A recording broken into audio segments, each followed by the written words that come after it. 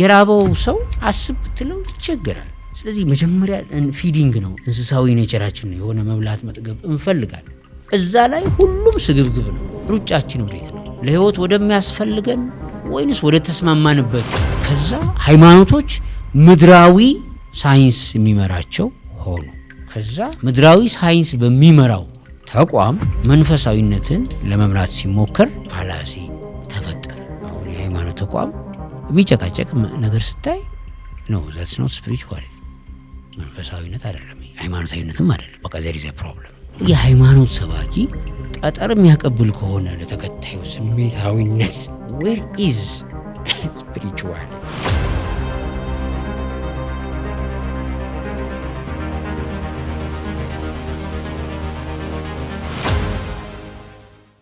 ውድ የራይዝ አፕ ቤተሰቦች ዛሬ ደግሞ ሁላችሁ የምታውቁት የምትወዱት አንድ እንግዳ ይዘንላችሁ መተናል። ከ40 በላይ መጽሐፍ ጽፈዋል። ሃይማኖታዊ የሆኑም ሃይማኖታዊ ያልሆኑም በሙያ ኢንዱስትሪያል ኬሚስት ነው ግራጁዌት ያደረገው። ከዛ ደግሞ ፍልስፍናው ላይም ደግሞ በብዙ ታውቁታላችሁ። ጠለቅ ያለ ሀሳቦች፣ ዴብዝ ያላቸው ሳቢዎች እያፈለቀ ብዙዎችን ያስተምራል። ፊልምም ደግሞ ስራ ላይ ውሃና ወርቅና ዓለም በቃኝ የሚል ፊልሞች በመጻፍና ዳይሬክት በማድረግ እንዲሁም ደግሞ ፕሮዲውስ በማድረግ ሰርቷል። ቡርሃን አዲስ ዛሬ ከኛ ጋር ነው። በጣም ግሩም ቆይታ ይኖረናል። ቡርሃን እንኳን ደህና መጣ። እንኳን ደህና ቆየኝ ነው። ከረጅም ጊዜ በኋላ ተገናኝተናል። አሪፍ ቆይታ ይኖረናል። እጅግ ደስ የሚል ቆይታ ይኖረናል። በጣም ቴንክ ዩ። በጣም በፍልስፍና ትታወቃለህ።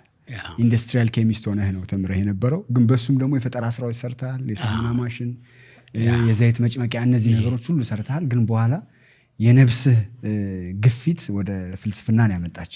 ኤግዛክትሊ። ከ40 በላይ መጽሐፎችም ደግሞ ጽፈሃል። በጣም የሚገርም ነው። ስለሱም ነገሮች ሁሉ እናነሳለን። ግን ወደ ፍልስፍና ዓለም እንዴት ገባህ ከሚለውን ጀምር። ሁለት ምክንያቶች ናቸው ወደ ፍልስፍና ያስገቡኝ። የመጀመሪያውና ዋነኛው ጉዳይ ህይወቴ ውስጥ ያሉ ጥያቄዎች መፈጠር፣ በተለይ ሳይንስ ውስጥ ጥሩ የሚባል ተማሪ ነው የነበርኩት። በሳይንሱ ትምህርት የጎበዝ ተማሪ ወይም ቀለሜ የሚባሉት አይነት ባክግራውንድ ነው የነበረኝ።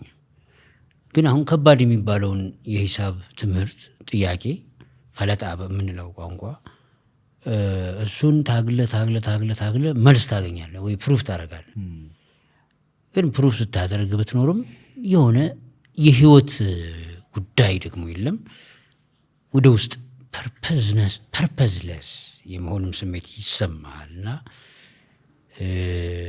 እንዴት የሚሉ ጥያቄዎች ሁሌ በመለስክ ቁጥር፣ ሁሌ ባነበብክ ቁጥር፣ በተለይ በሳይንሱ ግን የሚቀሩ ጥያቄዎች አሉ፣ የማይመለሱ ማለት ነው። ለምሳሌ አሁን ስለ ዩኒቨርሱ የሆኑ ቲዮሪዎች ይኖራሉ። የግራቪቴሽን ህግ ሊሆን ይችላል ወይ ሰም ቴረም ቲዮሪ ማቴማቲክስ ውስጥ ደስ ይላል ስትሰራው። ከዛ ግን ዋው መለስኩት እኮ ነው የምትለው። ለምን እንደመለስከውም አታውቀውም። ብቻ ጥያቄ አለ፣ የሆነ መልስ ትመልሳለህ። እና ሰውነት ምንድን ነው ለሚለው ጥያቄ ከቴርሞዳይናሚክስ ከፍ ያለ የሆነ ሜታፊዚካል ኩዌስችን አእምሮ ላይ ይፈጠራልና ምን ጥያቄ እንደሚፈጠርብኝም ምን መልስ እንዳለኝም አላውቅም። እና በዛ ሂደት ውስጥ ሳላውቀው ፍልስፍና ውስጥ ገብቻለሁ፣ በዛው በመጠየቅ ውስጥ ማለት ነው። እና አንዳንድ መጽሐፍትን ማንበብ ስትጀምር ደስ የሚለው መጽሐፎች አጋጣሚ ወደ ፍልስፍናው በጣም ገፉኝ ማለት ነው። የተወሰኑ ነገሮች ከሃይ ስኩል ጀምሮ ማየት ጀመርኩ። ዩኒቨርሲቲ ስገባ ግን በተለይ ዩኒቨርሲቲ ውስጥ ሰፋ ያለ ጊዜም ሳገኝ ኦልሞስት ማለት ይቻላል 90% ጊዜ ፊሎሶፊን በማጥናት ነው ያሳለፍኩት ማለት ይችላለሁ። እና ዩኒቨርሲቲ አካባቢ ነው ወደ ፊሎሶፊው የገባሁት። ሁለት ምክንያቶች አሉ። አንዱ ሳይንሱን ይበልጥ እያነበብኩት እየተማርኩት በመጣሁ ቁጥር የሆነ ቦታ ላይ ያቆመኝ ሲመጣ መሙላት ፈለኩ እና በዛ ውስጥ ጥያቄ ፊሎሶፊ ማለት አሁን ጥያቄ መፍጠር ነው። አዲስ ጥያቄ ማግኘት ነው ህይወት ውስጥ። ከዛ በዛ ጥያቄ ውስጥ መብሰልሰል፣ እዛ መብሰልሰል ውስጥ ራስን መፈለግ አለው እና ሳይንሱ የሆነ ቦታ እያቆመኝ ሲመጣ ይሄ ጉዳይ መጣ። ሁለተኛውና ዋነኛው ምክንያት ግን ቀለል ባለ ቋንቋ ድህነት ነው። ሰው ሲቸግረው ጥያቄ ያነሳል። ስለዚህ ይህ ለቸገረኝ ነገር መፍትሄ ፍለጋ ምን ባረግ፣ እንዴት ባረግ ምናምን ስትል ምን ባረግ እንዴት ባረግ ላይ የሆኑ ነገሮች ለመፍታት ትሞክራለህ። ግን እዛ ውስጥ ቻሌንጆች ደግሞ መድረስ የምትፈልገውን ነገር ለማግኘት ስትቸገር እንዴ ግን ለምን የተፈጠርኩት ለዚህ ሁሉ ስቃይ ደግሞ ብለህ ራስን ዝም ለመልሰህ ወደ ለምን ታድጋለህ። በዛ ውስጥ የእውነት ችግርህን ሶልቭ ለማድረግ እየታተርክ ግን ቻሌንጅ ደግሞ ለምን ወደሚል ነገር ሲያሻግርህ ፍልስፍና በጣም ጣዕም እያገኘ ህይወት ውስጥም ትርጉም እየፈለክ እየመለስከውም ስለምትሄድ የፍልስፍና ተማሪ ትሆናለህ። የአርባ መጽሐፍ ወይም ያልታተሙም ደግሞ ሌሎች አሉ እና እነሱን ስታስብ በጣም 40 መጽሐፍ ብዙ ነው ለአንድ 40 ዓመት ማለት ላለሞላው ሰው እና 40 ዓመት እንኳን ለሞላው ሰው በአመት አንድ እየጻፈ ቢመጣ ነው 40 መጽሐፍ የሚሆነው። እንዴት ነው የምትጽፈው? የሁሉ መጽሐፍ እንዴት ነው የሚፈሰው? ዋነኛው የመጽሐፍ ምክንያቴ ማንበብ መፈለጌ ነው እና የምጽፈው ለማንበብ ነው። በቃ ማንበብ ቀላል አይደለም። በቃ የሆነ የንባብ ፍላጎት ይኖረናል፣ የማወቅ ፍላጎት በጣም ይኖረናል። ግን ቁጭ ብሎ የሆነ ገጽ እየቆጠሩ ማንበብን መለማመድ በጣም ቻሌንጅ ያደርጋል እና በጣም አስብ ማንበብ በጣም ነው የምፈልገው። የሆነን ጽሁፍ መጽሐፍ፣ የሆነን መጽሐፍ ማዘጋጀት፣ የሆነን ፔፐር ማዘጋጀት የሚል ዘዴ አገኘው ማለት ነው። ጽሁፍ ከልጅነት ጀምሮ ዝም ብሎ መሞነጫጨር ምናምን ይኖራል። ግን አሰች በጣም ጊፍትድ ታለንትድ ተብሎ እንደሚታሰብ አይነት ስሜት ተሰምቶኝ አያውቅም። የሆነ ኢንጂነር እንደመሆን የሆነ ፎርማል ሰው እንደመሆን ነው እየተሰማኝ የሆነ ስቴፕ ድረስ ያደግኩት ኖርማሊ።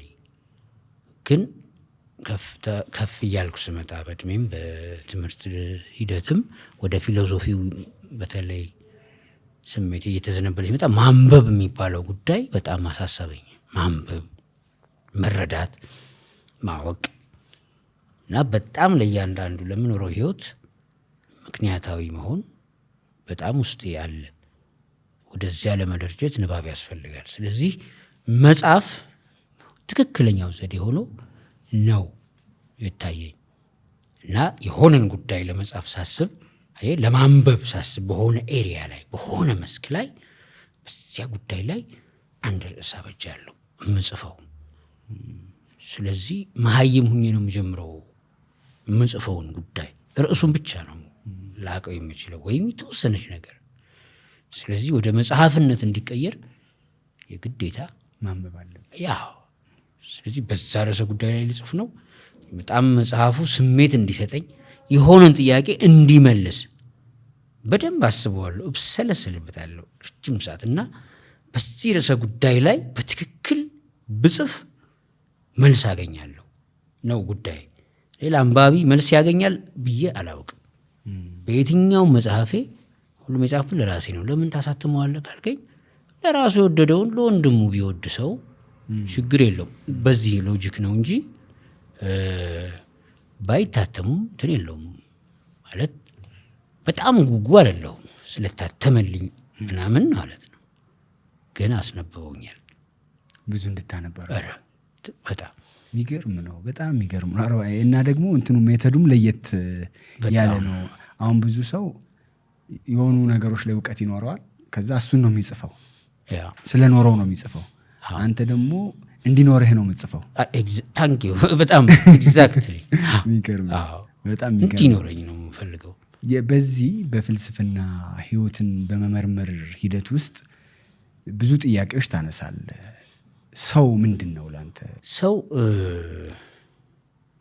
ነገን መገመት የሚችል ነገን መረዳት የሚችል እንስሳ ነው ልል እችላለሁ። ትልቁ ነገር ግን የሰው ልጅ በምናብና ሀሳብ የተገነባ የሞራል ፍጡር ነው። የሞራል እንስሳም ልለው እችላለሁ፣ ሞራል ያለው ሰው ብቻ ስለሆነ። ስለዚህ ምናብና አሳቢነትን አጣምሮ የያዘ የሞራል እንስሳ ነው ሰው ባጭሩ ብዬ ነው የምረዳው። ስለዚህ መገለጫዎቹ ምንድናቸው ስትል በማይነጣጠል መልኩ ምናብ ነገን ያሳየዋል፣ ከነገው እንዲጀምር ያደርገዋል። አሳቢነቱ አሁኑን እንዲረዳ እንዲያሰላ እና ፕራክቲካሊ በስራዎቹ በክህሎቶቹ አቅም እንዲገነባ ያግዘዋል። የሞራል ተፈጥሮ ደግሞ በልዩነት ከሌሎች ፍጥረታት በሙሉ በጎነትና እኩይነት የሚባለውን ሚዛን ለይቶ እንደ ኮሚዩናል እንደ ህብረት ማህበራዊ ተፈጥሮውን እንዲያዘልቅ ያደርገዋል። ስለዚህ ሞራል፣ አሳቢነት እና ምናብን የታደለ ፍጡር ነው ሰው። ሰው ከእንስሳ የሚለየው በማሰቡ ነው ብለው አስተምረውናል። ኤሌመንተሪ ሆነ እንደዛ ይሉን ነበረ። ከዛ ደግሞ እያደግን ስንመጣ ራሳችን ስንመረምር ሰው ከዛም ያለፉ ነገሮች እንደሆኑ እንገነዘባለን። እስኪ ያንተ ጋር ያለው እሳቤ ምንድን ነው? ምንም ጥያቄ የለውም። ይኸውልህ የሰው ልጅ አንዱ መሰረታዊ መረዳት ያለብን እውነታ የሰው ልጅ በማሰብ ነው ከእንስሳ የሚለየው፣ የተሻለ ማሰብ በመቻሉ የሚል አስተምህሮትና አስተሳሰብ አለ። ይህ አስተሳሰብ ልክ እንዳልሆነ ብዙ ማሳያ ማሰብ ይቻላል። ለምሳሌ በዓለም የተሻለ አሳቢ እንግዲህ ልናገኝ የምንችለው አሜሪካ ውስጥ ነው፣ አውሮፓ ውስጥ ነው።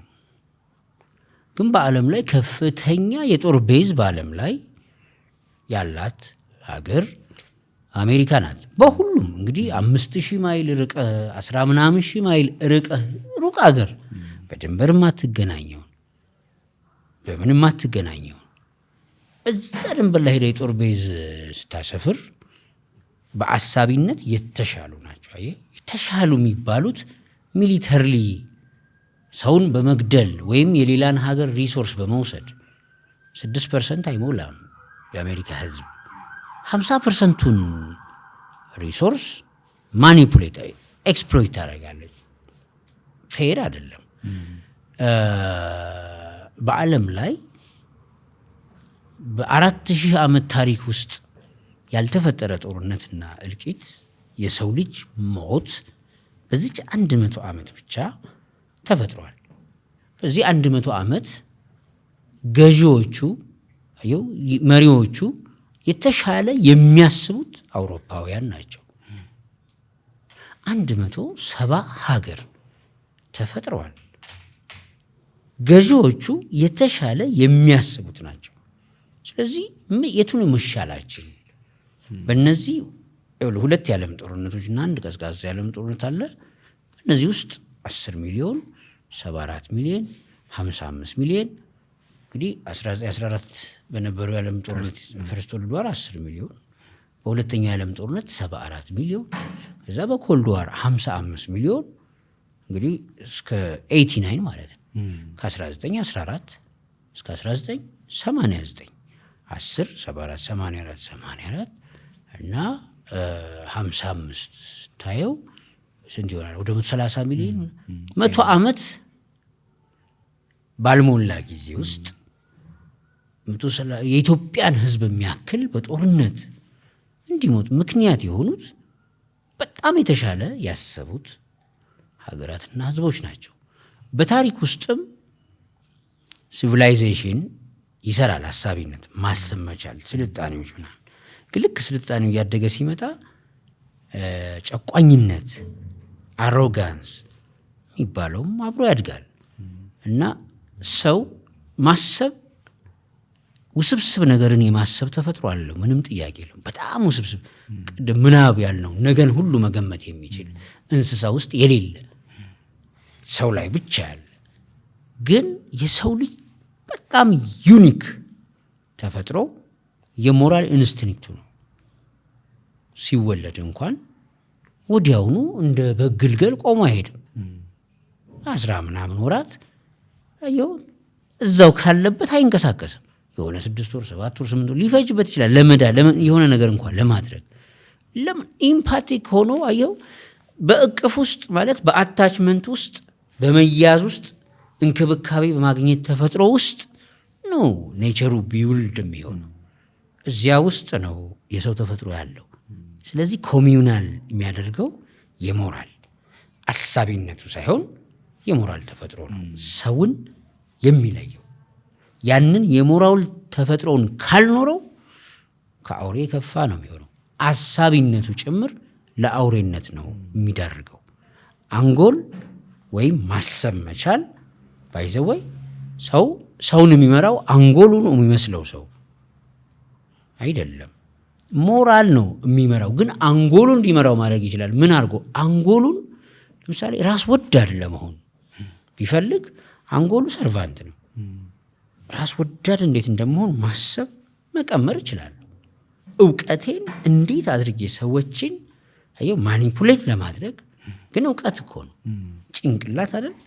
እውቀቴን ተጠቅሜ እንዴት አድርጌ ሰዎቹን ማሳመን እንደምችል ብዬ ውስጤ ግን እውነት እኮ አይደለም ያለው በሆነ ተንኮል ግን ጭንቅላቴን ተጠቅሜ ስትል ማሰብ መቻሉ ሰውየውን አላላቀው ትልቅ አላደረገው። ውሸት መቼም ትልቅ አያስብልም። የሆነን ሳይኮሎጂካል ብሬኖሽንግ በለው ኢቭን የሆነ ቦምብ ሰርቼ የሆነን ሀገር አጠፋለሁ ጭንቅላት ነው የሚሰራው። ስለዚህ በዚህ አይደለም ትልቅ የሚያስብለው። ትልቅ የሚያስብለው መልካምነት ምንድን ነው?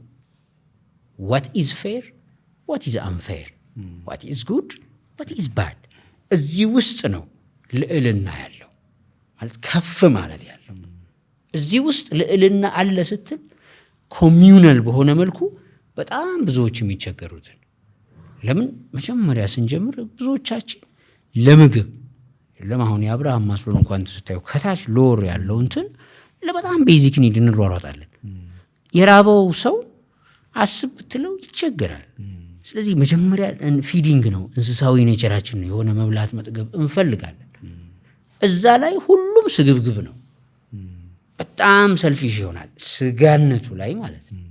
ከዛ ነው እንግዲህ ከፍ እያለ ሲመጣ what is morally fair, what is morally unfair ማለት የሚጀምረው። ስለዚህ የሰው ልጅ በትክክል ከእንስሳም ሆነ ከሌሎች ፍጥረታት የሚለየው በዚህ የሞራል ልዕልናው ነው። አብዛኛው ሰው ሆኖ ከፍ ማለት አይችልም። ኢቭን ከእንስሳው እርከን ከታችኛው አይወጣም። በጣም ልዑል የሚሆነው ሰው ሞራሊ ፌርነስ ውስጥ መውጣት የሚችልበት የሞራል ግራውንድ ሲኖረው ነው እንጂ በጣም ብዙ ክፉ ማሰብ የሚችሉ ሰዎች አሉ። እንደነ ዶክተር ሜንግል ያሉ የሂትለርን ዶክተሮችን ማንሳት ይቻላል። በጣም ብዙ የሲአይኤ ዶክተሮች ኢዊን ካሜሮን አሁን 2000 እና 4000 ቮልት አሁን አለን ሜሞሪያል ሆስፒታል የሚባለው 2000 ቮልት የኮረንት እየተጠቀሙ በጣም ዘግናኝ በሆነ መልኩ ኤክስፐሪመንት ሲሰራ 79 የተዘጋ ነው በእነሱ ሰዎች ላይ ሚሞሪያቸውን ፎርማት እንዴት ማድረግ ይቻላል። ፖሎኒየም የሚባል ኬሚካል ሰው በንጹህነት ሆስፒታሉን አምኖ ለምሳሌ ለሕክምና ሆስፒታሉ ሲገባ ፖሎኒየም የሚባል ኤሌመንት የኒውክሊየር አንድ እንትን ነው አረር ሲረጭ የሚሰማን ስሜት ነው። ያውጧቸዋል። አምነህ ያክምልኛል ብለህ የወሰድከውን ቤተሰብህን ይህን ያውጠዋል፣ ይሞታል በዛው። ዶክተሮች ናቸው፣ ሪሰርቸሮች ናቸው። ሂሮሺማ ላይ ቦምብ ይጣል ሲባል ሪሰርች የነበረው የጃፓን ሊቃውንት የት ነው ያሉት ነው። 3 ከተሞች ተመረጡ፣ ሂሮሺማ፣ ናጋሳኪ እና ሌላ 3ኛ ከተማ ነበረች።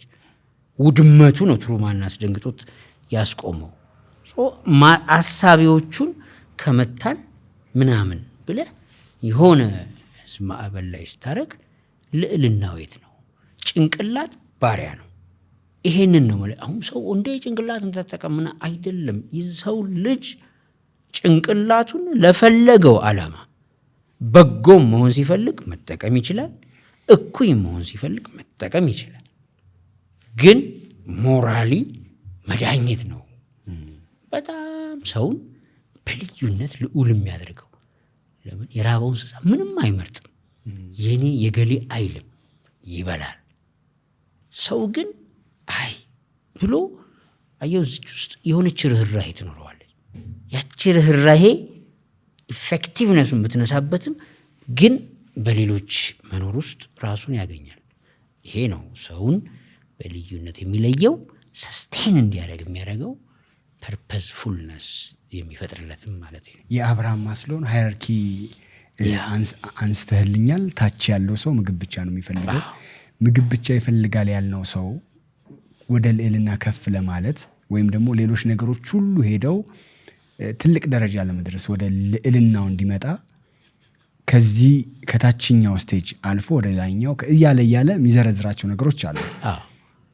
ከዛ አሁን እዚህ ጋር አንድ ጥያቄ አለኝ ቡርሃን። በ1977 ዓመተ ምህረት ኢትዮጵያ ውስጥ ድርቅ ነበረ። አንድ ዶክሜንተሪ አይቼ ነበር፣ ቆይቷል። እዛ ዶክሜንተሪ ላይ ምንድነው የምታደርገው? የሆነ ብስኩት ይሰጣታል። ልትሞት የደረሰች ልጅ ናት፣ በጣም የከሳሽ ልጅ ናት። ብስኩት ይሰጣታል። ከዛ ልትበላትልና ትቆርስና ለሱም ታካፍሏለች። የራባት ሰው ናት። በአብርሃም ማስሎ ስኬል መሰረት ታችኛው ላይ ነው ያለችው። እና አሁን ሰው ታች ጋር ያለው ሰው ካውሬ ያላነሰ ካለን እቺ ምንድነው ምንላል? ኤክሰለንት። አሁን በጣም ኢምፖርታንት ጥያቄ ነው። የአብርሃም ማስሎ ንድፈ ሐሳብ ሲወጣ በእነዚህ በ60ዎቹ በምን አሜሪካ ውስጥ የነበረ ከባድ የሞራል ቀውስ ነበርና ካልቸርለስ ሆነዋል ኦልሬዲ በዛ ሰዓት። አሁን የዚች ልጅ ጉዳይ ካልቸርድ በሆነ ማህበረሰብ ውስጥ ካደግን፣ ከልቸር ስንል ሃይማኖትም ከልቸር ነው። ይሄ በብሔር ውስጥ በምናምናቸውም ባህሎች ባህል ናቸው። አንድ ባህል የሰው ልጅ ስርዓት አስይዞታል፣ ሞራል አስተምሮታል። ይኸው ስለዚህ ልክ እንደዚህ ርቧት ላካፍል ማለት ስትደርስ ማለት ከልቸርድ በሆነ ሶሳይቲ ውስጥ መፈጠሯ ነው።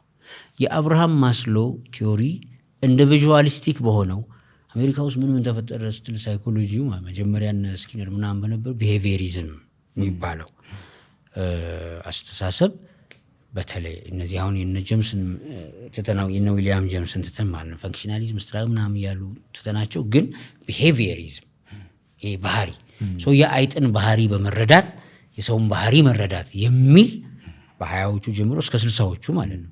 የእንስሳን ባህሪ የፓቭሎቭን የውሻ ባህሪ መረዳት የሰውን ባህሪ በሚል ለ40-50 ዓመታት ይሄ ትምህርት ሆኖ ቀጠለ። ከዚያ ኢንዲቪጁዋሊስቲክ ኔቸሩ ጋር ተጨምሮ 60ዎቹ ከፍተኛ የሞራል ቀውስ ተፈጠረ።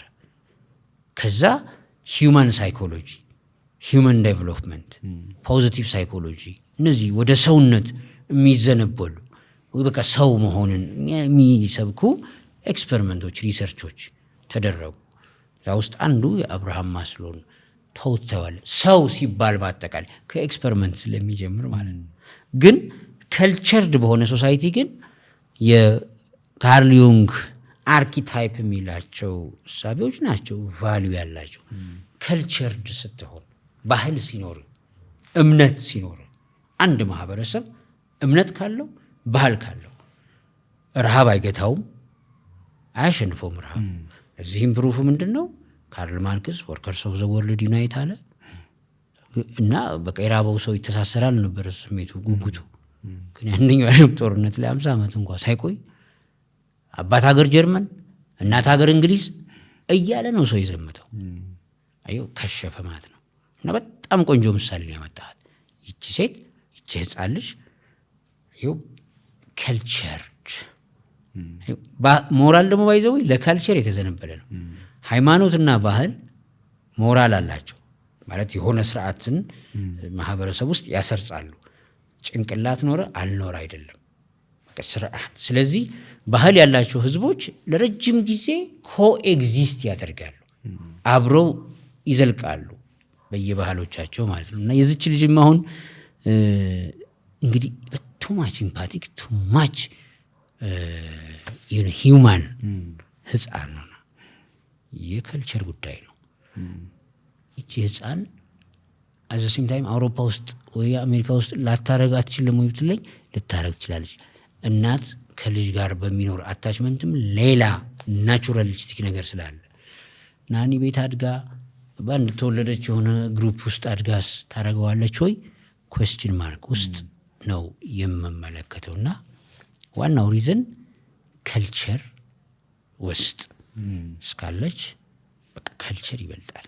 ስለዚህ አሁን ሰውን ሰው የሚያደርገው ሞራሉ ነው የሚል ነው። ብዙ ጊዜ ስለ ሞራል ግድ ይልሃል አይደል? ታነሳዋለህ ብዙ በጣም። እስኪ ስለ ሞራል ሰው ሞራል ባይኖረው ምንድን ነው የሚሆነው? ሞራል ሲኖረው ከዙሪያው ደስታ ይጀምራል። በመጀመሪያ ማለት ከግዴታው ይጀምራል። ሞራል ያለው ሰልፊሽ ከመሆኑ በፊት እኔ የሆነ ፍላጎት እንዳለኝ ሁሉ አጠገቤም ያለው ሰው ተመሳሳይ ፍላጎት አለው።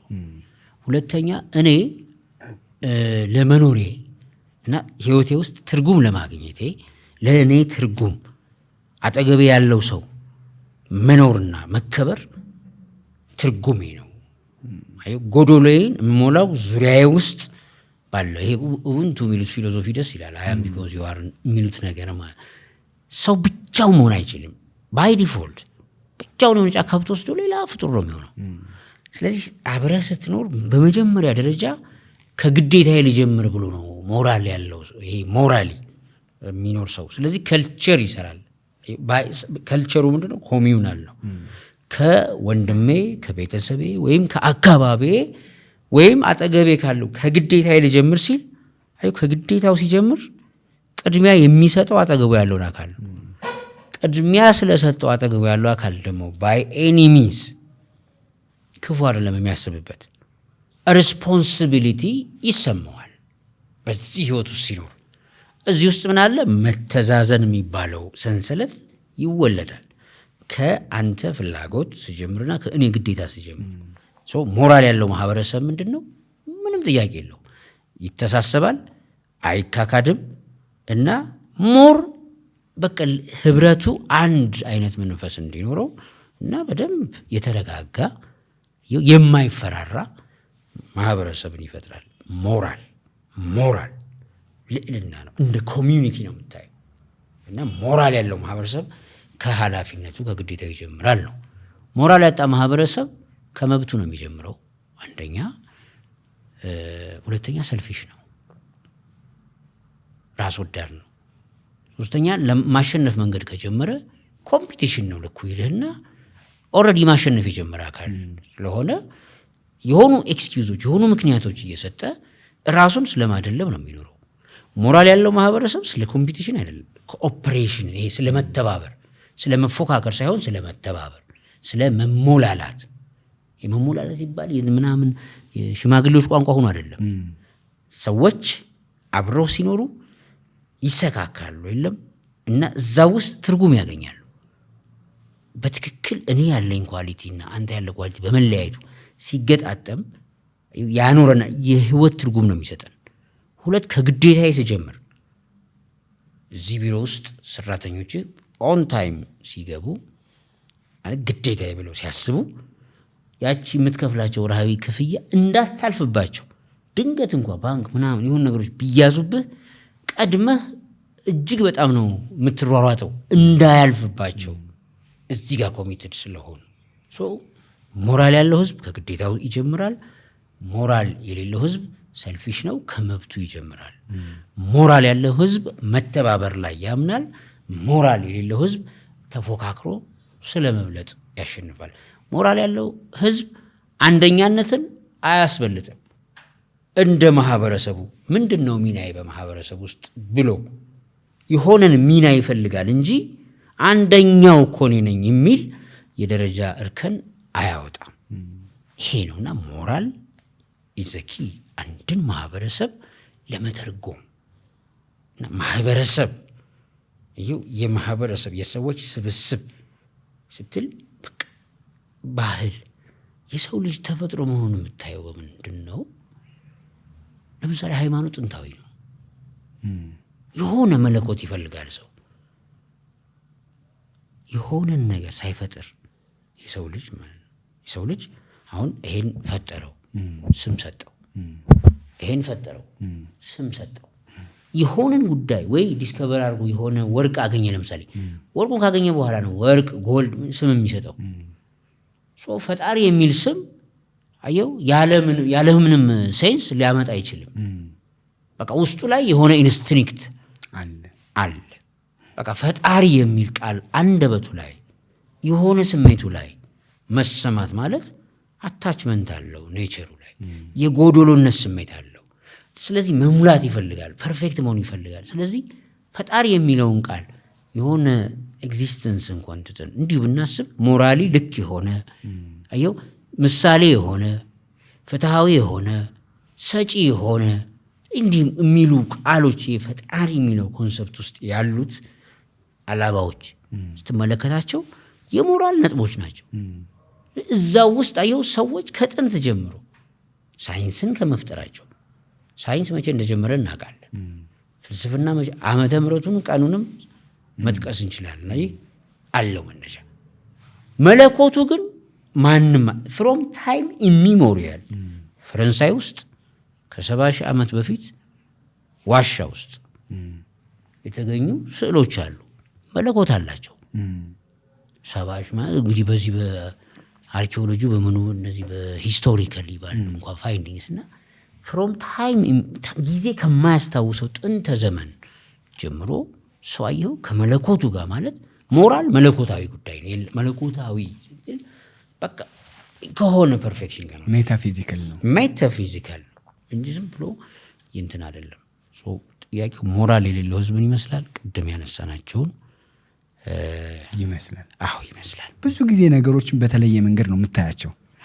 ለምሳሌ ውሃና ወርቅ ፊልምህ ላይ ልታስተላልፈው የፈለግከው አንድ መልእክት ነበረ። ምን እንዲያቅልህ ፈለግክ? በሱ ሰው የጻፍክለት ሰው ወይም ለራስህ እንደሚጽፍ ደግሞ ሰው ምንድን ነው? ጥቂት ማስተዋልን በጣም ብዙ ጊዜ ህይወት የሚከብደን መብቃቃት የሚባለውን ኮንተንትመንት እንዘነገዋለን። ገንዘብ የቱንም ያክል ቢበዛ ተርፎ አያውቅም። ተርፎ የማያብቅ ነገር ነው ገንዘብ። ምንም ቢኖርህ አያልቅም። ቁጥር እስካላለቀ ድረስ ገንዘብ አያልቅም፣ ፍላጎትም አያልቅም። ከዛ የህይወት ቫሊዩና ትርጉም ምንድን ነው ስትል ባለህ ነገር መብቃቃትን መፍጠር መቻል ነው።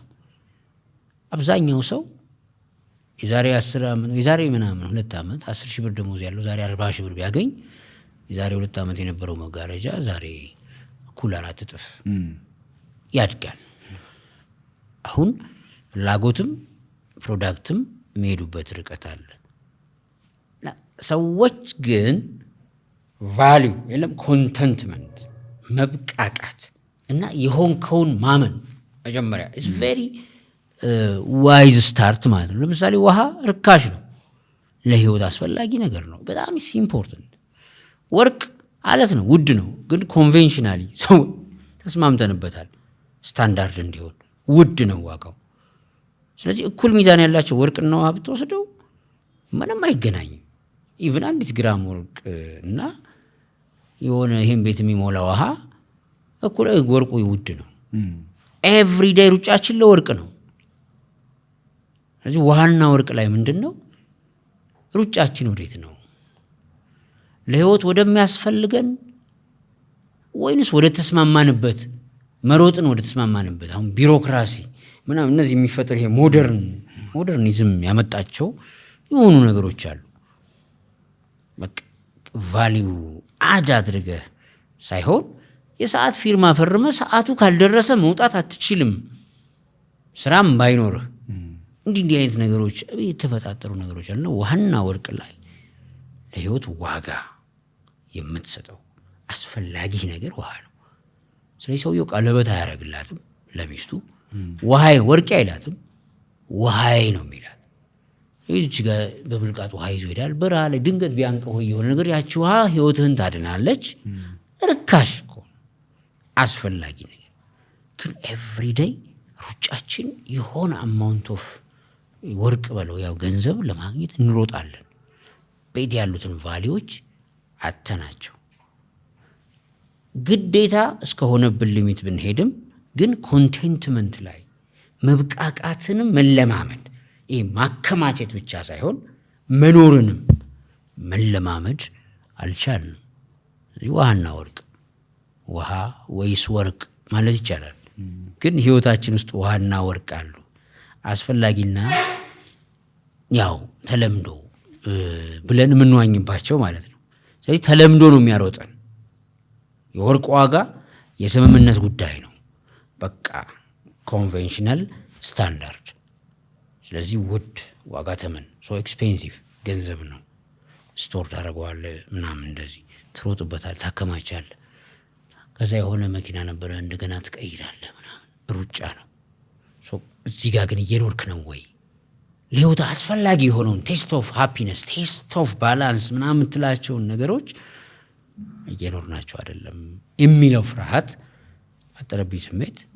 ውሃና ወርቅ የሚል ስቶሪ እንድጽፍ አድርጎኛል። የሚገርም ነው። የሚገርም ኢንሳይት የሚሰጥ ነው። የውሃ እንደውም ህይወት ነው። እንደውም እኛ ራሱ ውሃ ነን 70-80% አካባቢ። ስለዚህ ይሄኛው ሌላ ምን አይነት በር ይከፍታል? ራሳችን ላይ እኛ ውሃ ሆነን ሳለን ራሳችንን ትተን ግን ደግሞ የምናተኩረው ወደ ውጪ ወደ ተስማማበት ነገር እንደሆነ ሌላ አይነት which means ከውስጥ ወደ ውጪ መኖርና ከውጪ ወደ ውስጥ መኖር የሚለውን ነገር ሊነግረን ይችላል ማለት ነው። አዎ በጣም በጣም ልክ ነው። ውስጥ ውሃ ነን እኛ። ኔቸራችንን አይደለም የምንኖረው።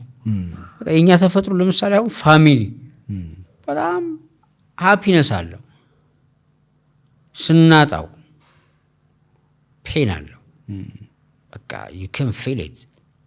ለምን በቃ አዩ ግን ሩጫህ ግን ወደ ውጪ ስለሆነ የምታየው ወደ ተፈጥሮ አይደለም። ምን ይፈጥራል ስትል ከልቸራሊ ራሱ አሁን ላይ ባለው የህይወት ስታንዳርድ አንተ ስለሚያስፈልግ ነገር አለ የምትሮጠው። ጓደኛ እንዲህ አይነት ብራንድ ነው የለበሰው ለሚለው ቃል ነው፣ ለምስክርነት ነው አኗኗራችን። ለሰው ምስክርነት ወደ መኖር የሚቀየር ሲሆን አታችመንቱ የቁስ ብቻ ይሆናል፣ ሶለስ ይሆናል። ወደ ውስጣችን ማየት ከቻልን ግን ተፈጥሯችንን ስለሚሆን ተፈጥሮ ባላንስ የሆነ ህይወት ለሁሉም አስፈላጊ የሆነውን ተፈጥሮ ህይወት ውሃ ችራናለች። ወርቅ ለሁላችንም አልቸረችንም። ስለዚህ የሆነ ወርቅ ቀለበት ያደረገ ሰው ወይ የሆነ የወርቅ ሀብል ያደረገ ሰው ዋው ምናምን ብለህ ሰውየውን እኮ አይደለም ወርቁ ነው ሰውየውን እያስወራን ያለው።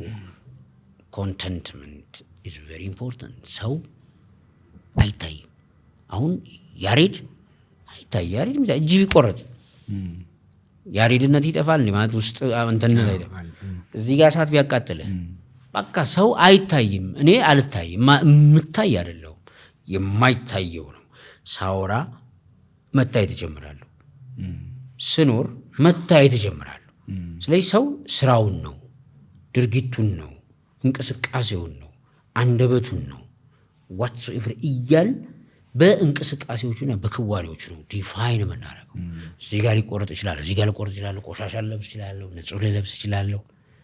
አስተሳሰቤ አይታይም፣ ስኖረው ግን ዲፋይን እደረጋለሁ። ቡርሃን ስትል አይ ብሎ የሆነ ቃል ሊሰጥ ይችላል ሰው። እዛ ቃል ውስጥ የሆነ ክንውን አይቷል። ይሄ ስለሆነ የሰው ልጅ እዚህ ጋር ያደረኩት የወርቅ ሀብል እና የለበስኩት የሆነ ነገሬ ሰዎችን መነጋገሪያ ሲሆን ማለት የጓደኛዬን ተውሼ ይሁን ስላለኝ ይሁን whatsoever እሱ ጋር አይደለም። እኔን ግን አይደለም ያ እና ያ ክብር ሲሰጠኝ ማለት ሳወልቀው ክብር አጣበታለሁ ማለት ነው።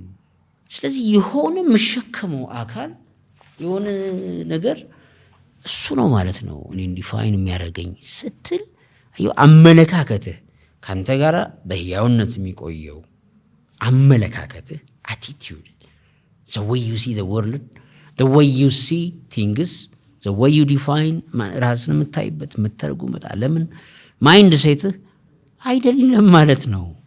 ያነገትከው ኮት ነው ለሰዎች ትርጉም ሰጥቷቸው አንተም ደስታ ሰጥቷቸው ኮት ሲያልቅስ ታወልቀውስ ይሄ ነው ፕሮብሌሙና ውሃና ወርቅም ይህን ጉዳይ ነው ማሰብ የፈለኩት። ሰዎች ሆይ ከተፈጥሮ አንራቅ ነው እና በጣም ቆም ብለን ካሰብነው በጣም ሁላችንም ሀብታም መሆን ሳይጠበቅብን ባለን ነገር ግን ኢንተርናሊ የምንፈጥረው መረጋጋትና ደስታ አለ። ከዚያ ተነስተን ወደምንፈልገው ለማየት ኤነርጂ መሰብሰብ የምንችልበት ሚልም ኢንሳይት ይሰጣል። እንደ ሀገርም ደግሞ ቫልዩ ራስን በማየት ውስጥ ሀገር መስራት እንዴት ይቻላል? ያው ከትምክህት ወጥቶ ነው። ግን እውቀት ዩኒቨርሳል ነው። ግን ራስን በማየትም እንዴት ሀገር መስራት ይቻላል የሚል ጉዳይ አለው። ስለዚህ ውሃና ወርቅ ላይ አሁን ወርቁ የኛ ሊሆን የሚችል ነው፣ ውሃው እኛ ሊሆን የሚችል ነው። ማለት የኛ የሆነና እኛ የሆነን እንለይ ነው። ታንክ ዩ። የኛ የሆነው የኛ ላይሆን ይችላል፣ እኛ የሆነው ግን እኛ ነው። ኤግዛክትሊ አይደለ? ኤግዛክትሊ ራስነት ትክክል። ውሃ እዚህ ፊት ለፊቴ ጋር አለ። yes ጎንጨት አልኩት። ከዛ ውሃው የት ሄደ ስትል ሆድ ውስጥ ገባ አይደለም የሚሆነው፣ እኔን ነው የሚሆነው አይደል? ይዋሃደኛል፣ እኔን ነው የሚሆነው። እና የሚገርም ነገር ነው በዛ ውስጥ እያነሳ ያለው። እስኪ ሰው እንዲኖር ሜታፊዚካል የሆነውን መንፈሳዊነት መረዳት አለበት የሚል ሐሳብ አለ። እስኪ መንፈሳዊነት ራሱ እንዴት ነው ዲፋይን የምታደርገው? ሰው መንፈሳዊነት ዩኒቨርሳል እውነታ ነው። በመጀመሪያ ደረጃ ማለት በመንፈሳዊነት የሰው ልጅ ልባዊነት ነው። መንፈሳዊነት መገለጫው ምንድነው? ያው ያልነው ርህራሄ፣ ፍቅር፣ ይሄ በቃ ሰው የሚያደርጉ ነገሮች አሉት እና እነዛ ጎሳ የላቸውም። መንፈሳዊነት ጎሳ የለውም፣ ብሔር የለውም። በሚዛን አትለካውም፣ አትጨብጠውም፣ አትዳስሰውም። ኢራሽናል ነው። በምክንያት አትተነትነውም፣ በማቴማቲክስ አታሰላውም። ግን የሆነ ሰላም ይሰጣል። በቀላል ምሳሌ አንዲት በጣም አሮጊት ሴት መንገድ ላይ አግኝተህ ተርበው በቃ ይዛሃቸው መንገድ አሻግረሃቸው ስትሄድ እዚህ ጋር ቀጠሮህን ዘገየህ፣ ዋጋ ትከፍላለህ። አየው እዚህ ጋር ግን ቀጠሮ እኮ ነበር፣ ምክንያታዊ ከሆንክ እዚህ መምጣት አለበት። እዛ ጋር ያያሃቸው ሴት አንተ አስፈለካቸው፣ ዋጋ ከፈልክ፣ ፔይም ሳክሪፋይ የምታደርግበት ነው። መንፈሳዊነት ማለት በመቀነስ የምታገኘው ትርፍ ማለት ነው። በመቀነስ ምን አይነት ትርፍ አትለካውም። አየው በመቀነስ ትርፍ አይገኝም። ለምሳሌ ኢኮኖሚክስ ማለት ፕሮፊት ማክሲማይዜሽን ነው በሚለው የሆነ ነገር ሰርተ ማትረፍ የሚባለውን ነገር መተንተን ይቻላል፣ ምክንያታዊ የሆነ ቁስ ስለሆነ። ግን እዚህ ጋር የነበረን ኃላፊነትና ኮሚትመንት እዚያ ጋራ በጣም ወሳኝ፣ አንተን ድጋፍ ለፈለጉ አሮጊት ሴት አየው ሳክሪፋይ በማድረግህ እዚህ ጋራ ኮሚትመንት ላይ ፌል አረግ። ስለዚህ አበው እሱ ሰው እየኮረፈደ ምናምን የሚል ምክንያታዊ ነጥብ ሊሰጥ ይችላል። ግን ኢ ምክንያታዊ የሆነው እዛ ጋር ያደረግከው የከፈልከው ዋጋ የሰጠህ ደስታል። ስንት ኪሎ ደስታ ነው፣ ስንት ሜትር ደስታ አታውቀውም፣ አትለካውም። ግን ሰላም ይሰጣል። አንዲትን የ9 ወር እርጉዝ ሴት ድንገት መንገድ ልታቋርጥ ስትል ኃይለኛ መኪና ቢገባ አንተ የመጨረሻ ክፉ ሰው ሆነ ማለት ክፉ የሚባል ገዳይ የሚባል ሰው ቢሆን ሳያውቀው በደመ ነፍስ ይሄዳል። አዩ ኢንስቲንክት አለው የሆነ እዚያ ውስጥ የሆነ ሰላም ያገኛል። ያ ሰላም ነው መንፈሳዊነት። ስለዚህ መንፈሳዊነት ከሰልፊሽነስ መውጣት ነው። አጭር ቋንቋ መንፈሳዊነት እንደ ህብረት መኖር ነው። መንፈሳዊነት ከትምክህት መውጣት ነው። እኔ ብቻ ብለህ ስትል ለእያንዳንዱ አዋቂ አለው፣ ለእያንዳንዱ ሐሳቢ አለው። ያንተ ልክ እንዳለ ሁሉ ከልክም። ስለዚህ በቃ ሆሪዞንታል የመኖር ጉዳይ ነው እና መንፈሳዊነት ህብረት ነው። የነጠላ መንፈሳዊነት የለም፣ የግል መንፈሳዊነት የለም። አሁን ስለዚህ ነው በተለይ በዓለም ባሉት 8 ሃይማኖቶች ውስጥ ሂንዱይዝም፣ ቡድሂዝም፣ ሽንቶይዝም እና 3ቱ የአብርሃም ሃይማኖቶች፣ ኮንፊሽየስ በከፊል እንደዚህ ስፒሪቹዋሊቲ ይገርማል። ደግሞ በሆነ ዘመን ነው አነሳሳቸውና ዴብዞቻቸውን ስታዩ ምንም ታገኛቸዋል የሆነ ስፒሪቹዋል የለም ጉዳዮች። አሁን ለምሳሌ አንድ ሰው ክርስቲያን ሆኖ ወይ ሙስሊም ሆኖ ቡድሃ መሆን ይችላል። አይ ቡድሃ አምላክ የለው ሜትድ ነው። ከዩኒቨርሱ ጋር መታረቅ ይላል፣ መዋሃድ ይላል። ዝምታ ውስጥ እስኪ ዩኒቨርሱን አዳምጠው። በጣም እኮ ሌላ ቋንቋ እኮ ነው። እዚህ ውስጥ ያለውን ሰላምና ረቂቅነት አየው። አንተ ራስህ ወደ ቡድሃነት ስለምታድግ አየው። ሰውየው ክርስቲያን ሆኖ ክርስቲያን አምላክ ስላለው ሙስሊም አምላክ ስላለው ግን ሜትድ ኦፍ ቡድሂዝምን መኖር ይችላል ስላየው። እስኪ አርምሞ ውስጥ የምታየውን ሰላም ይኸው፣ ስፋቱን ይኸው። ስፒሪቹዋሊቲ ህብረት ነው ከዩኒቨርሱ ጭምር፣ ካንተና ከኔ ወይ ከዚህ ከሰው ህብረት ብቻ እኮ አይደለም። በጣም ሲሰፋ ከእጽዋቱም ጋር ህብረት ትፈጥራለህ። በጣም ፒስፉል ኢንተራክሽን። እነዚህ ካርበን ዳይኦክሳይድ ሲስቡ እኔ የምተነፍሰውን አየው ሲመጡ፣ እኔ ደግሞ እነሱ የሚተነፍሱትን ኦክሲጅን እወስዳለሁ። ኢንቲሜሲ አለ። ስለዚህ እጽዋት በመንከባከብ ውስጥ ዝም ብለህ ይኸው ቤት ውስጥ የሆነች አበባ ተክለህ ውሃ በማጠጣት ውስጥ የሆነ ሰላም የለውም። በቃታች ስፒሪቹዋሊቲ። ይሄ ስፒሪቹዋሊቲ አትለካውም፣ አታየውም፣ አትበላውም እኮ ቅጠሉን። አሁን እዚህ ጋር የሬት ተክል ይታየኛል፣ አትበላውም እኮ የሆነ ነገር ግን በቃ አይተህ ሰላም ታገኛለህ። ምንድነው ምክንያት? አትጨብጠውም፣ አትዳሰሰውም። ስለዚህ ስፒሪቹዋል ይሄ መንፈሳዊነት ማለት ሰው ልጅ ከራሱና ከተፈጥሮ አጠቃላይ ሁም ከሰው ጋር ሰው ከሰው ከተፈጥሮ እና ከዩኒቨርሱ ወይም መለኮታዊ ኃይል ጋራ የሚተሳሰርበት የዝምድና ሰንሰለት ነው መንፈሳዊነት። መንፈሳዊ ሰው ስንል ማን ነው? ወይስ ምን ያደረገው ነው? ወይስ መገለጫ አለው? መንፈሳዊ ሰው ትልቁ ነገር በጣም ትምክተኛ አይደለም። ትምክት ማለት ራሱን ብቻ አብልጦ የሚያይ ማለት ከኔ በላይ የለም አይልም። መንፈሳዊ ሰው መገለጫው ዝቅታ ነው። እንደ ሐይቅ ማለት በብዛት የሚያነሱት ምሳሌ አለ አይደለም? ከላይ ፏፏቴ ሐይቅ ብዙ ውሃ ይይዛል ዝቅ ብሎ ስለሚገኝ ሲል አክባሪ ነው። ስለዚህ ከላይ የሚመጣ ፏፏቴ ከዛ የሚመጣ ወንዝ በሙሉ እዛ ስለሚገባ ሐይቁ ብዙ ውሃ ይዞ ታገኘዋለህ። እና መንፈሳዊ ሰው ለችግርም ደራሽ ነው ማለት ብቻ ሰልፊሽ አይደለም። መንፈሳዊነት መገለጫው ራስ ወዳድ አትሆንም፣ ጥቅመኛ አትሆንም፣ የሞራል ሰው ነህ። ስለዚህ ቅድም የሞራል እንዳልነው ከግዴታው ይጀምራል። ሰውን በማክበር ውስጥ ነው ህይወቱን የሚተረጉመው መንፈሳዊ ሰው። መንፈሳዊ ያልሆነ ወይም ሞራል እንደዚህ የሌለው ምናምን ብለን በምናየው ደግሞ ራሴን ከማክበር ነው ይልህና ራስን ማክበር የሚባለው ግን አየው ራሱን ያከበር ሰው ጤናውን መጠበቅ ወይ ንጽህናውን መጠበቅ ምናምን ደስ የሚሉ እና ለራስ ዋጋ መስጠት ምናምን ብለህ ልትተረጉም ይችላል። ራስን ማክበር የራስ ወዳድነት ነው። ሆነ ብር አበደርከኝ ካድኩ ወይም ደግሞ በቃ ዛሬ ወይ ነገ እያልኩኝ እንትን አልኩ። በቃ ይሄ ሰልፊሽ መሆን። በችግሬ ጊዜ ደርሰህልኝ ለችግርህም ጭራሽ ትዝሳት ላይ አደናቁሬ ሌላ ማስ አዩ እነዚህ ቀውሶች አሉ። መንፈሳዊነት ግን የለም ዙሪያዬ ደስታ ውስጥ ነው ደስታ ያለው። ዙሪያው ደስታ ውስጥ ነው ደስታ የሚፈልገው። አይዋሽም፣ ይታመናል። ይሄ የመንፈሳዊ ሰው መገለጫ ነው። አይዋሽም፣ ይታመናል ማለት ሰባኪም ከሆነ የሚሰብከውን ማለት የሚኖረውን ነው የሚሰብከው። ሲምፕል ነው። ፍልስፍና ውስጥም ያለው ሰው ነኝ ቢል የሚኖረውን ነው የሚናገረው እንትን አይደለም። እና አንደበትና ልብ የታረቁለት ሰው ማለት ነው። መንፈሳዊነት አንደበትና ልብ አንድ ሲሆኑ የሚገኝ ስብዕና ነው።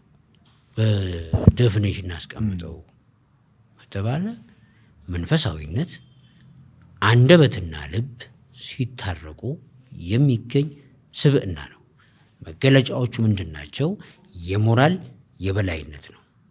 የሞራል የበላይነት በምን ይገለጻል? በፔን ነው የሚገለጸው።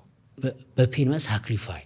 በፔን ስንል መሰለ ለተጎዳ ደራሽ ስትል ካለ ሰጪ ስትላዩ ካለ እየቀነስክ የሆነ የተጎዳን እያገዝ ስትል በፔን የምትለው ነገር ምንድነው? በቃ ካለ መስጠት እንጂ መሰብሰብ አይደለም። ጌን ላይ አይደለም፣ በቃ ጊቪንግ ላይ ነው። መስጠት ላይ በጣም ያተኩራል። ስለዚህ ለሆኑ አካሎች በመድረስ በሆነ ሰው የራበው ካለ ይሁን ተሸክመ ኩንታል ልትሄድ ትችላለህ። ይሄ ድካም ነው። ኩንታሉን ተሸክመ የሄድከው ልትሸጥ አይደለም፣ ልታተርፍም አይደለም። ሳሙኤል የሆኑ ሰዎች ገጥመዋል እና ያን ስታረግ የሆነም በጎ ነው የሚል ነገር ልትሸቅጥበትም ከሆነ ማህበረሰቡን ማኒፑሌት እያደረገው ነው። አይዋሽም። መንፈሳዊ ሰው ግን በጣም የውስጥ ሰላም ስለሚኖረው ይሄዳል። የመንፈሳዊነትና ሃይማኖታዊነት ያላቸው ትስስርና ልዩነት ምንድን ነው? መንፈሳዊነት የህብረት ጸጋ ስለሆነ ህብረትን ለመጠበቅ ደግሞ በቃ ተቋሞች ይገነባሉና እነዚያ ተቋማት ይሄ ሜታፊዚካል ኔቸሩን ዝም ብለህ ስታየው አሁን የሆነ ቤተክርስቲያን ወይ የሆነ መስጂድ ዝም ብለህ ስታይ አገነባባቸውን ጨምሮ አሁን ፈረንሳይ ካቴድራል ምናምን ወይ ሮም በቃ ብለህ የሆነ የሚያስቡት ሜታፊዚካል ነገር አለ። ዝም ብሎ አገነባቡን ይዘህ ስፔን ለምሳሌ ሙስሊሞች ነበሩ፣ የሆነ ግንባታዎች አሉ እና እዛ ውስጥ ሃይማኖት ይሰራል፣ ተቋም ሆኖ ማለት ነው። እያንዳንዱ ግለሰብ እንዲያምን ይሰበካል። ግን ዝም ብለህ እየው መንፈሳዊነቱን በጣም ፊል የምታደርገው በህብረት የዘመርክባቸው አብያተ ክርስቲያናት ይሁሉም የሆነ ተቋም ኑሮ እዛ ሄደህ በህብረት ስትዘምር ስትሰብክ ምናምን ስሜቱን አትረሳው። ሰዎች አታችመንት ስላላቸው ከዛ ያ ሃይማኖቱን ተቋሙ ፈጥሮታል። ተቋሙ እሴት ይወልዳል። እሴት ቫልዩ ለረጅም ጊዜ እነዚህ የሃይማኖት ተቋማት የሆነ የመለኮት መስመር ዘርግተው ቆይተው ነበር። ኢን ዘ ሚን ታይም ግን ተቋም በተለይ ኢንስቲትዩሽን የሚባሉት ተቋሞች ይበልጥ ከፈረንሳይ አብዮት በኋላ በአውሮፓ ኢንስቲትዩሽን የሚባለው የተቋማዊ ቅርጽ የሚባለው እንትን ሲቪል ተቋም የሚባለው ነገር ይዞት የመጣው ቢሮክራሲ የሆነ የተቋም መንፈስ የለም። ስራ አስኪያጅ፣ ጸሐፊ ምናምን ሂራርኪ ምናምን የሚባሉት ጉዳዮች ማቴሪያሊ የሚታሰብ የተቋም ቅርጽ በሃይማኖት ድርጅቶች ገባ። ከዛ ሃይማኖቶች ምድራዊ ሳይንስ የሚመራቸው ሆኑ። ከዛ ምድራዊ ሳይንስ በሚመራው ተቋም መንፈሳዊነትን ወይም ሰማያዊ ነው ተብሎ የሚታመኑ እምነቶችን ለመምራት ሲሞከር ፋላሲ ተፈጠረ። ያ ፋላሲ በጣም በርካታ ሰዎችን ግለሰብ አማኝ ብቻ እንዲሆኑ አደረጋቸው። ግን ግለሰብነት ውስጥ መንፈሳዊነት የለም ማለት እምነት ሊኖር ይችላል። እኔ በገሌ አምናለሁ አምባ በዛኛው ማያሳምነኝ ነገር ስላለ ማለት ነው። ማለት እኔ በእንትን አምናለሁ። የመንፈሳዊ ትልቁ ጥቅም ህብረት፣ ይሄ ህብረት ዩኒየን፣ እዛ ዩኒየን ውስጥ ያለ ዝማሬ ወይም ደግሞ እዛ ህብረት ውስጥ ያለ ከልቸራል ይንበለዋሶ ኤቨር ከሆነም ህብረትን የምተረጉምበት ቋንቋ ነው። አሁን ከሃይማኖት ወጥቼ በብሔር ብል ዋው እኛ እኮ በባህላችን ብሎ አንድ የብሔር አባል የለም። በባህላችን ሲል ያደገበትና የኖረበት ነው። ልክ የሆነ የባህል ዘፈን ሲሰማ የሆነ ግሩፕ ይነሳል። ያደገበት የኖረበት አታችመንት ስላለው ልክ እንደዚህ በመንፈሳዊነትም የሆነ መዝሙር ወይ የሆነ መንዙማ ሲሰማ የሆነ ግሩፕ ፊል ያደርገዋል። እዛ ውስጥ ስብስባል። በዛ ስብስብ ውስጥ አትረሳው። አሁን ሃይማኖታዊ ጉዞዎች የማይረሱ አብረህ የምትጾመው የምትጸልየው በህብረት እነዚህ የሰውን ተፈጥሮ ይቆጣጠሩታል። በግለሰብ ደረጃ በምክንያታዊነት ነው ፈጣሪ ይሄ ማምለክ የሚቻለው ከሃይማኖት ውጪ ሪዝነብል ሆነን የሚል እምነት ነበረው ባሩክ ስፒኖዛ። ፈላስፋው የዛሬ 400 ዓመት ጽፎታል ኔቸር ኦፍ ማን ብሎ። ግን ያላስተዋለው ነገር ምንድነው? ሰዎች የጌታ ቤት ብለው የሆነ ተቋም ያ ተቋም ደግሞ በሆኑ መሪዎች የሚመራ የሆነ ስርዓት ያለው የዘማሪያን ክፍል ብለው የምናምን ክፍል የኢማም ክፍል ብቻ እዚያ ውስጥ ትርጉም እንደሚያገኙ የለም። ትርጉምህ ምንድነው? በምክንያት አታብራራው። በቃ የሆነ መዝሙር ሰምተህ ትዘምራለህ እና ምን እየተሰማህ እንደሆነ አታብራራውም፣ አተነትነውም። ስለዚህ ተቋሙ ህብረቱን ያጸናል፣ ግን ተቋሙ መንፈሳዊነቱም ሶርሳቸው አንድ አይነት ሲሆን ማለት ነው። ከፈረንሳይ አብዮት በኋላ ያው ምድራዊ ቢሮክራሲ ሃይማኖትን እንዲመራ ስለሆነ በአገራችንም ጨምሮ ነው ማለት አሁን የሃይማኖት ተቋም የሚጨቃጨቅ ነገር ስታይ ነው that's not spirituality መንፈሳዊነት አይደለም፣ ሃይማኖታዊነትም አይደለም። በቃ there is a problem። ስሜታዊ ሆኖ አንዱ ሃይማኖት ሌላ ሆኖ የሆነ የሚናገር ሰው ሳይ የሃይማኖት መምህር ሆነ እውነት እንዴ ስፒሪቹዋሊቲ አይደለም። ኢሞሽናል ኢንተለጀንስ የሚባለው ሳይኮሎጂ ውስጥ ከመግባቱ በፊት ሃይማኖቶች ለምሳሌ ቀኝን ሲመታ ግራህን ስጥ፣ ይሄ እኮ ኢሞሽናል ኢንተለጀንስ ነው ብራዘር። ዝም ብለህ ይኸው በጥፊ መትቼህ በጥፊ መምታት እያማረህ ዋጥ አድርገህ ማለፍ ሰው ለምን ሰውን ያጠቃል?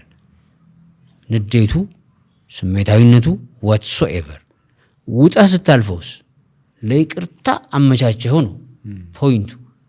እና this is EQ። የሃይማኖት ሰባኪ ጠጠር የሚያቀብል ከሆነ ለተከታዩ ስሜታዊነት where is spirituality? ይሄም ፕሮብለም ነው። እና የፓርቲ መንፈስ ተጠናውቶን ነው that's not spirituality ከፍ ይላል በጣም። ይህን ክፍተት አሁን ያልከውን የፓርቲ መንፈስ ተጠናውቶት ነው ያልከው ሀሳብ ላይ ሰዎች እንዲህ አይነት ነገሮች እያዩ ስለመጡ ልክ ባሮክ ስፒኖዛ እንዳደረገው አይ እኔ በግሌ ነው ይላሉ። ይሄ ደግሞ እንዲሉ የሚገፋቸው ነገር አለ። በኋላ ስፒኖዛም ወይ ገደሉት ወይ ደበደቡት ምናምን አይደለ? ተሰደደ፣ ራቃ ስፔን ሄደ። ከስፔኖዛ ፖላንድ ገባ። ሰው አሁን እንዲል የሚያደርገው መንፈሳዊ ለመሆን ብሎ መንፈሳዊ መሆን ያቅተዋል እንደማለት ነው፣ ወይም ከመንፈስ ይርቃል እንደ ኦኬ። በግሉ ሲጥር የሆነ ስፒሪቹዋል እንትን ይሄ የለም ከአምላኩ ጋራ አምላኬ ብሎ የሚያስበው ሊሆን ይችላል፣ ወይም የሆነ ሜታፊዚካል ኮኔክሽኑ አይጠፋም እኮ። ግን ስፒሪቹዋሊቲ ሲሰበክ አሁን ለምሳሌ የራሱ ኮኔክሽን ይኖረዋል ከመለኮቱ ጋር ከአምላኩ ጋር የሆነ ዋሻ ገብቶ አምላኬ ምናምን የሚለው እሱን ፈጥሮ ሊያልፍ ይችላል። ግን ሌጋሲዎቹ ዝም ብለህ እያቸው የመንፈሳዊነት ሌጋሲዎችን በጣም ጠንካራ ህብረት ሰርተዋል። ጠንካራ ህብረት እንዴት ነው የሰሩት? በቃ ሰውን የሆነ ስትሮንግ ቡድን በማድረግ ሚና የተጫወቷቸውን ጉዳዮች ነው የምናየው። ወይ ባስተማሩት ሌጋሲ የሚፈጥሩት ህዝብ አለ ተቋም መስርተው፣ ካልሆነ ግን what is the value of spirituality? አሁን ዝም በምሳሌ ባይ ሉተር ለምሳሌ ብቸኛ ነበር። መነኩሴ ምናምን ሆኖ ቤተክርስቲያን ውስጥ ማታ ብቻውን ያጸዳ ነበር በሰም ከሪፎርሜሽኑ በፊት። ከዚያ አንድ ወቅት ነው እንግዲህ ወደ ሮም ሲላክ በቃ የጌታን ከተማ ላይ ነው በሚል ሐሴት የነበረው ስሜት አለ። ጻጋ ሲሄድ ያየው ኢንደልጀንስ ቴስት ኦፍ ሪሊጂየሲቲ ቴስት ኦፍ አልሰጠው። ሲመለስ ማተሚያ ቤቱም አለ፣ ቀጥታ ከፈጣሪ ጋር መገናኘት እየተቻለ ለምንድን ነው አቋራጭ ወደሚል ስሜት መጣ። ከዚያ በኋላ ከሪፎርሜሽኑ ዘመን ጀምሮ ፑሪታኒዝም በሚባለው ሂደት ውስጥ 20,000 10,000 ተከታዮቹ እየተሰቀሉም ሳክሪፋይ ሲሆኑ ከዚያም ወደ አሜሪካ አትላንቲክን ሲያቋርጡ ትልቅ ስፒሪቹዋሊቲ ያገኙ ህብረታቸው ውስጥ ነው። ፑሪታንስ 20,000 አንድ ከተማ ስትሮንግ ቦንዳቸው የመጣው ህብረታቸው ውስጥ ነው። አትላንቲክን አንድ ሰው ብቻውን ትርጉም አያገኝም ነበር። ህብረቱ ግን መጣ። ህብረቱ ምን ላይ ተመሰረተ? ሳክሪፋይስ የሆነ እርምጃ፣ ግድያ ምናምን። በእነዚህ ሂደቶች ውስጥ አሜሪካን አማኝ አዲስ የክርስቲያኒቲ ቲንኪንግ ሉተር ይዞት የመጣቸውን አስተምሮቶች ሪፎርምድ የሆነውን ሌጋሲ አዲሷን ዓለም አሜሪካ እስከ አንደኛ ዓለም ጦርነት የሚገርም ክርስቲያን ማህበረሰብ ነበር። ፋሚሊ ያለው ከልቸርድ የሆነ ኢምፓቲክ የሆነ ክርስቲያን ሶሳይቲ ወይም ሶል ያለው ክርስትና ነበረው የአሜሪካንስ። ከዚያ በኋላ የቢሮክራሲው ሲመራው ሌላ ቨርዥን ያዘ እና ያችን የፑሪተን ስቶሪ ያመጣሁት ሳክሪፊስ ውስጥ ነው። መጀመሪያም ላይ እዚህ በሐዋርያት እንቅስቃሴ በምትለው የሆኑ ሳክሪፋይስስ ተደጋጋሚ ነበሩ።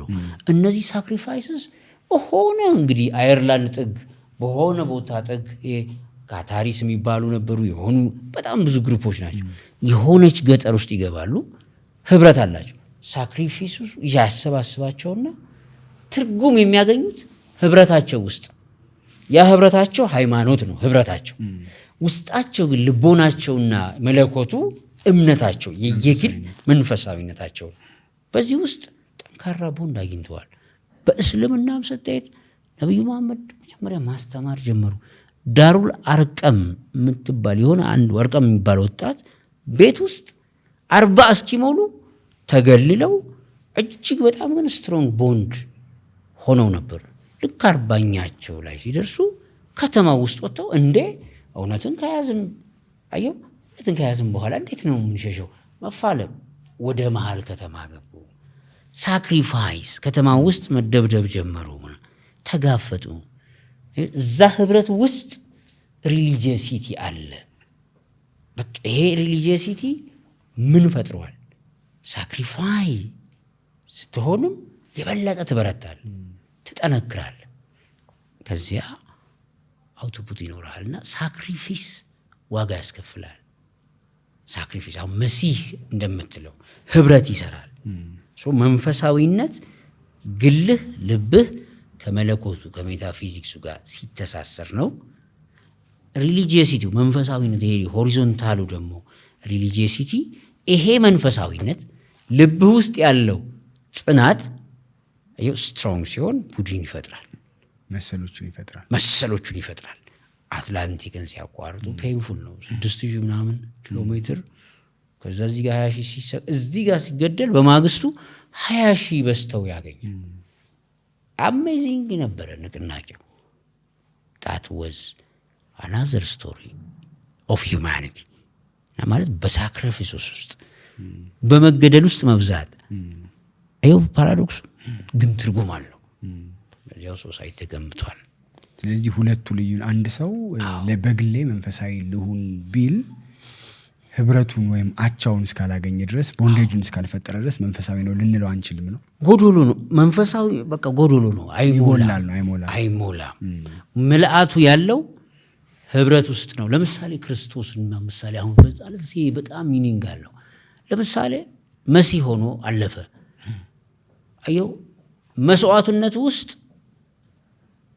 የተፈሩ ተከታዮች አሉ እና በአጭር ጊዜ አሁን መጀመሪያ በጣም ተከታይ 12 ሐዋርያት ከ12 አንድ ይወለ ከፊል ደግሞ ይጎደላል።